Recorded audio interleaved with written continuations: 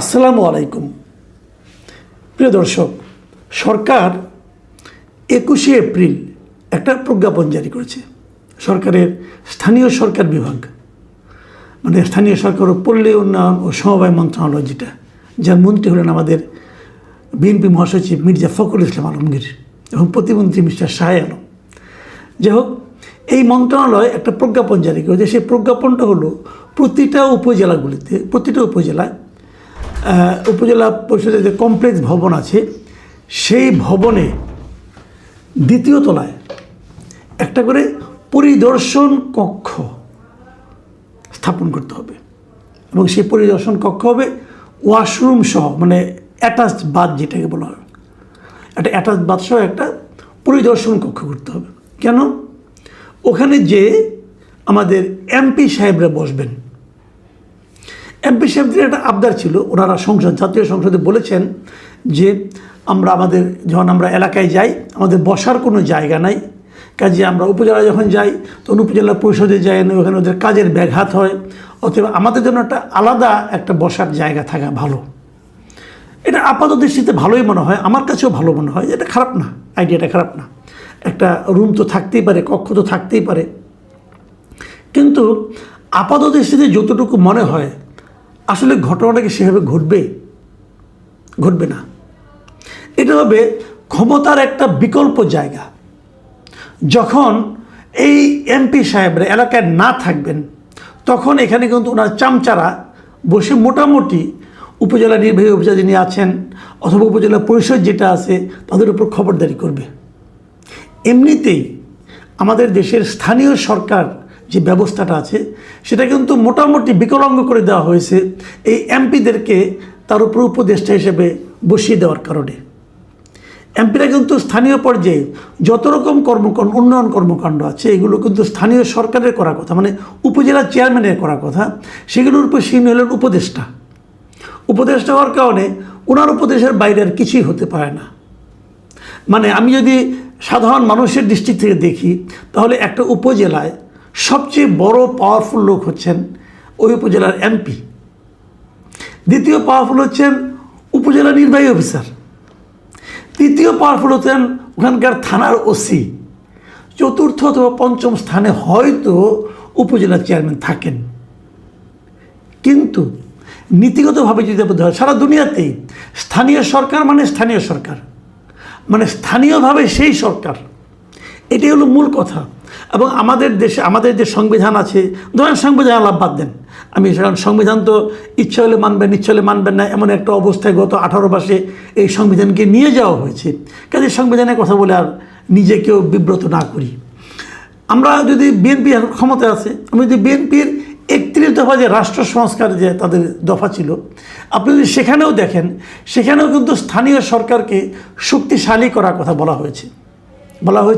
তারা স্থানীয় সরকারকে শক্তিশালী করবেন যেন ওই এলাকার স্থানীয় সমস্যা, উন্নয়ন, সমস্ত কাজে সরকারি যে কাজগুলো থাকবে সেটা স্থানীয় সরকারের মাধ্যমে করা যায়।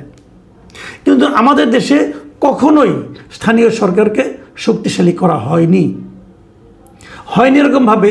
একজন স্থানীয় সরকার হলেন, মানে উপজেলা চেয়ারম্যান হলেন, তাকে কিন্তু যে কোনো সময় গভর্নমেন্টের পক্ষ থেকে মন্ত্রণালয় তাকে কিন্তু ওখান থেকে বরখাস্ত করতে পারত, সরিয়ে দিতে পারত। যে লোকটা জনগণের ভোটে নির্বাচিত হয় তাকে একজন আমলা ইচ্ছা করলে সরিয়ে দিতে পারে। এটা তো নীতিগতভাবে এটা গ্রহণযোগ্য নয়। এইভাবে কি হওয়া উচিত বলেন আপনারা? হওয়া উচিত না। আপনি এমপি সাহেবকে বলে দিচ্ছেন সব ক্ষমতা, এমপি সাহেব তো প্রয়োজনের সময় তাকে পাওয়াই যাবে না, উনি তো ঢাকায় থাকবেন। তাহলে ওনার কাছে আপনি কেন সমস্ত ক্ষমতা দিচ্ছেন? আমার সঙ্গে একবার আওয়ামী লীগ আমলের কথা বলছি, আওয়ামী লীগের সময় একজন এমপির সঙ্গে আমার একবার একটা অনুষ্ঠানে দেখা হয়েছিল। অনেকের সঙ্গে দেখা হতো তখন। তো একটা টকশোতে গিয়েছি, ওই এমপি সাহেবও আসছিলেন। তো মানে অনুষ্ঠান শুরু হওয়ার আগে কিছুক্ষণ এমনি আলাপ চাহিদা চলছিল। তখন ওখানে ওনার বেশ কিছু ফোন আসলো, এলাকা থেকে ফোন আসলো, ওখানকার উপজেলা চেয়ারম্যানও ফোন করলেন একবার দেখলাম, এবং ওখানকার আরও তার দলীয় কিছু কর্মীরা ফোন করলো, কিছু উন্নয়ন কাজ দিয়ে শুনলাম, উনি কিছু পরামর্শ দিলেন। তো আমি ওনাকে বললাম যে উপজেলা চেয়ারম্যান আপনাকে ফোন করে কেন? তখন উনি হাসলেন, হেসে বললেন যে সে কি আমার অনুমতি ছাড়া কিছু করতে পারবে? আমি কিছু কেন, এটা কি ব্যক্তি হিসেবে আপনি এই পাওয়ারটা কাটাচ্ছেন নাকি পদটাই এরকম পাওয়ার? তো উনি আমাকে বললেন, দেখেন আমি একটা কথা বলি আপনাকে, একজন এমপি কাগজে কলমে যাই থাক না কেন, ভার্চুয়ালি উনি যে এলাকার এমপি উনি ওই এলাকার রাজা বলতে পারেন। ওই কি প্রেসিডেন্ট না, প্রাইম মিনিস্টার না, রাজা। প্রেসিডেন্ট প্রাইম মিনিস্টার তো অনেক কিছু নিয়মের মধ্যে করতে হয়, আর রাজার কোনো নিয়ম মাইনা করতে হয় না। একজন এমপি ওই এলাকার রাজা। তো একজন এমপির যে কি বিপুল ক্ষমতা, এটা আপনাকে আমি বলে বোঝাতে পারবো না। উনি কিন্তু নিজে একজন এমপি এবং ওই ক্ষমতার উনি ভোগ করেন। এবং উনি মোটামুটি আমার পরিচিত ছিলেন এবং মোটামুটি একটু আমি তাকে সৎ হিসেবেই জানতাম, তুলনামূলকভাবে আর কি। ক্ষমতা এগুলো তো কেউ সৎ থাকেন না, তো ধরে নিচ্ছি উনি তুলনামূলকভাবে ছিলেন। এবং উনি আমাকে বললেন যে এই ক্ষমতাটা আমাদের দেওয়া উচিত না। আমি নিজে এমপি হয়ে বলছি, আমাদের হাতে এত ক্ষমতা থাকা উচিত না, একজন ব্যক্তির হাতে এত ক্ষমতা, এটা উচিত নয়, উনি বলছিলেন।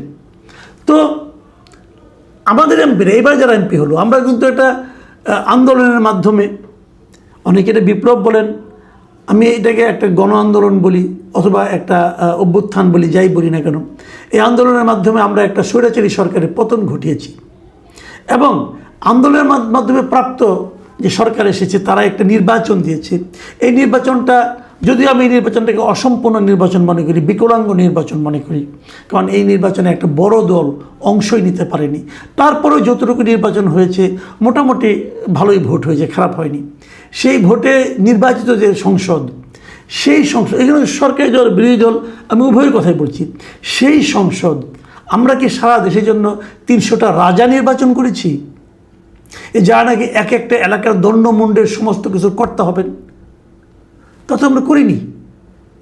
ওই এলাকার একজন শিক্ষা অফিসার আছেন, সেই শিক্ষা অফিসারের উপর কি এমপি সাহেব যে ছড়ি ঘোরাবেন উচিত হবে? হবে না। ওই এলাকায় একজন কৃষি কর্মকর্তা আছেন, কৃষি কর্মকর্তাকে এমপি সাহেবের কথা অনুযায়ী চলবেন? কৃষি বিষয়ক যে সিদ্ধান্ত নেবেন সেটা কি এমপি সাহেবের কথা অনুযায়ী হবে? ওই এলাকায় একজন রাজস্ব কর্মকর্তা আছেন, তিনিও কি এমপি সাহেবের কথা অনুযায়ী কাজ করবেন? সেইভাবে জমি রেজিস্ট্রি করবেন? ওখানকার যিনি ইওনও আছেন, উপজেলা নির্বাহী অফিসার, তিনিও কি তাই করবেন?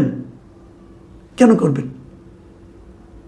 তাহলে উপজেলা চেয়ারম্যানের দায়িত্বটা কি? উপজেলা চেয়ারম্যানের সঙ্গে তো ওনার একটা কমিটি হয়, সেখানে তো প্রত্যেকটা ইউনিয়ন পরিষদের চেয়ারম্যানরা এসে বসেন। তাদের নিয়ে যে স্থানীয় সরকার, সেই স্থানীয় সরকারের চেহারাটা কী হবে? আমাদের অধ্যাপক তুফাইল আহমেদ সাহেব মারা গেছেন, উনি স্থানীয় সরকার বিশেষজ্ঞ ছিলেন। আমার সঙ্গে ওনার বেশ বহুবার নিয়ে কথা হয়েছে। আমার দেখা মতে বাংলাদেশের স্থানীয় সরকার বিষয়ে ওনার চেয়ে বেশি লেখাপড়া জানা, ওনার চেয়ে বেশি পণ্ডিত ব্যক্তি আমি আর দ্বিতীয়টা দেখিনি। উনি আমাকে বহুবার বলেছেন একটা কথা, যে একটা দেশের উন্নয়ন কখনোই সম্ভব হবে না যতক্ষণ পর্যন্ত আপনি সেখানকার স্থানীয় সরকারকে সবল করে না তুলবেন, শক্তিশালী করে না তুলবেন।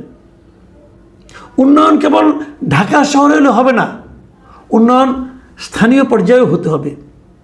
আপনারা ভাবুন একটা জিনিস, আপনার সারাটা শরীর মনে করেন শুকনা লিকলিকি, মুখটা মাথাটা ফুলে এত বড় হয়ে গেছে, এটা কি আপনার স্বাস্থ্যের লক্ষণ, নাকি অসুস্থতার লক্ষণ, নাকি রোগের লক্ষণ?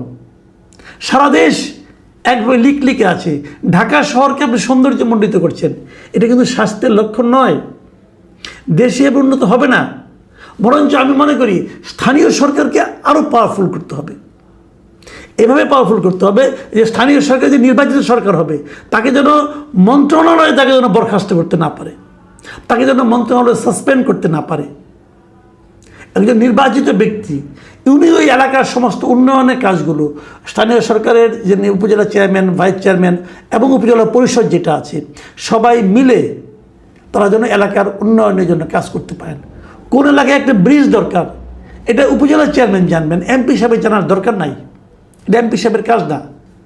মেম্বার অফ পার্লামেন্ট আইন প্রণয়ন করবেন, এটাই আইডিয়াল নিয়ম।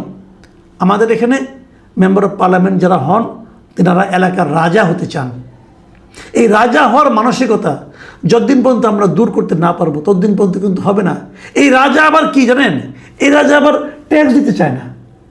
এমপি সাহেবরা কিন্তু যেখানে টোল দিতে হয় না ওদের কিন্তু টোল দিতে হয় না। কেন টোল দিতে হবে না? উনি এমপি হয়েছেন তাই, মন্ত্রী হয়েছেন তাই। ওনাকে সে মানুষটা উনি কি ভোট দেওয়ার সময় 3টা ভোট দিতে পারবেন? ওনাকে তো আমার মতো একটা ভোট দিতে হবে। আমাদের সংবিধানে যেটা বলা হয়েছে দেখুন, মাঝখানে ওনার একটা